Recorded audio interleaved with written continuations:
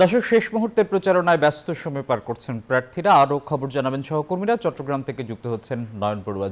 জয়, বন্দরনগরীতে কেমন দেখছেন শেষ মুহূর্তের নির্বাচনী প্রচারণা?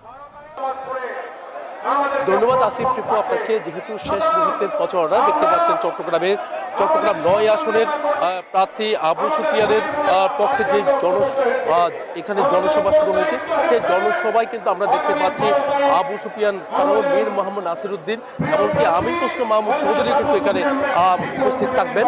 তো এখানে জনসভায় আমরা দেখতে পাচ্ছি যে এখানে হাজার হাজার এখানে সমর্থক যারা আছেন তারা ছুটে এসেছেন। দেখতে পাচ্ছেন পুরো মাঠ লালদিঘির ময়দান, কিন্তু আমরা দেখতে পাচ্ছি লালদিঘির ময়দান পুরো মাঠে কিন্তু আসলে পুড়ে গেছে। কিন্তু এখানে সমর্থকরা তারা বলছেন যে আগামীকালের পর এর পরের দিন কিন্তু জাতীয় সংসদ নির্বাচন, আগামীকাল 8টা পর্যন্ত, সকাল 8টা পর্যন্ত তারা প্রচারণা চালাতে পারবেন বলে আমাদেরকে জানিয়েছে। তো এই ছিল আমার এখানকার সর্বশেষ। ফিরে যাচ্ছে আমার সহকর্মী, অপেক্ষা করছে রংপুরের সুজনের কাছে।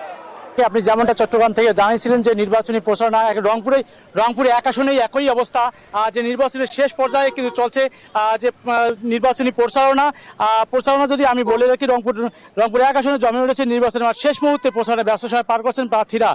এই আসনে জাতীয়বাদী দল বিএনপির প্রার্থী মোকাররম হোসেন সুজন এবং বাংলাদেশ জাতীয়তাবাদী ইসলামীর প্রার্থী রাহান সিরাজি এবং ইসলামী আন্দোলনের প্রার্থী হচ্ছেন এটিএম গোলাম মোস্তফা। ইসলামিক ফ্রন্টের মোহাম্মদ আনাস আমরা আমাদের সামনে কিন্তু এই প্রার্থী আছেন, ইসলামিক ফ্রন্টের যে প্রার্থী আনাস। সুজন, ধন্যবাদ আপনাকে।